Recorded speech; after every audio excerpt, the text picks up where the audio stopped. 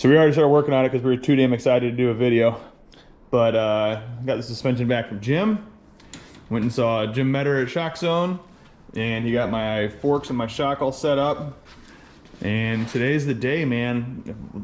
If all works out, this thing, we should be able to kick it, fire it. Only they don't have gas in here. I don't know if I don't have gas to get this thing started. And we'll see. All right, guys, so here's how we finished up for the night. She's looking good, man. Like, I'm just so excited about how this is turning out. It's a motorcycle, so we ran into an issue with the shock. I'll replay from a couple of my comments we were doing about that earlier. Well, I knew this whole project was going way too smoothly for projects that I'm involved in. And so I ordered this bushing from Rocky Mountain ATV.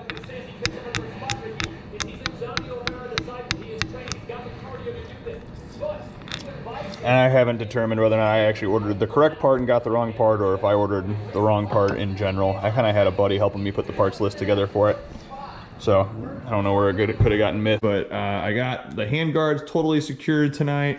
I got the headlight on and totally secured. So I reused the 2013 straps from the 2013 headlight on the new one. So I think a lot of guys that had talked about doing this conversion ran into an issue because of the adapter plate. Because if you can see, I mean, like, you know, this is an adapter plate to run this 2017 plus fender on a 2013 bike, but it pushes the whole fender forward about a ½ inch, which then brings the bottom of the headlight forward about ½ inch and ends up pointing your headlight kind of in the sky. And so a lot of guys have talked about that not being ideal for being able to see. And the headlight does have a little bit of adjustment in it, so I'm still going to play with it. But I reused these headlight mounts, and I don't know if they were really intended to be reused like this, but I think it gave me enough forward to kind of keep the headlight square. So it looks like, the way it's set up, that it should work good. So I got the suspension back from Jim. Well, we're here at ShockZone, the puppers. All right, so we're down here with Jim at ShockZone Suspension. And so this is Jim's shop. So he's run this for a number of years, does everything from brand new builds, full-blown race bikes out of the factory. So mine was just pretty much a stock refresh, and then he did some custom valving for me. So went through and changed the mid valve, gave me a little bit of knock-in up the top on the what's the low first speed compression. Low speed compression, yeah. And then kind of rebuilt everything. Everything's nice and fresh. Shop is super cool and clean, very efficient. It's a really nice setup for what he does here.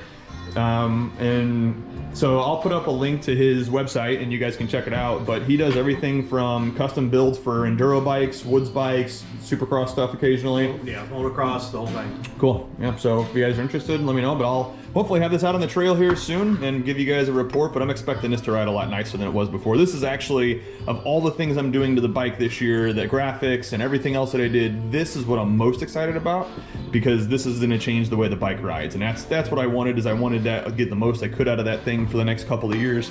And then the rest of the stuff is just making it look cool while I'm at it. So I'm gonna bring you guys along with me as I finish it up, hopefully this weekend.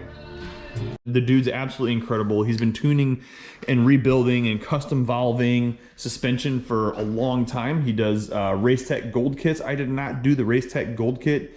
I think I'm still, there's a lot of skill set I need to work on before I start throwing too much more money at it, but I'm considering that in the future. Everything else is pretty much tied up, but because I can't put the shock in yet, I can't put my exhaust in yet, I can't put my silencer on yet, and I can't put this plastic panel back on yet. So once I get the shock done, I can get it all put together. We're gonna give it a test fire, hopefully next weekend. Should be good. We'll get my grab handle back on and the rest of the bike put together. Ryan has also mentioned to me that there's no reason why I shouldn't have a bar pad. Especially as much as you crash. Shh. Lies. All lies. He's absolutely right.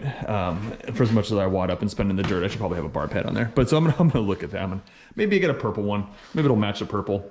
I'm just ecstatic about how this thing's turning out. Like, I love the way this turned out. I love that it's unique enough and wild enough to kind of stand out, but also maybe it's a custom factory edition, you know, special edition that somebody doesn't know about, which is really cool. Like I like the fact that it's turning out like it could be something that could have come from KTM.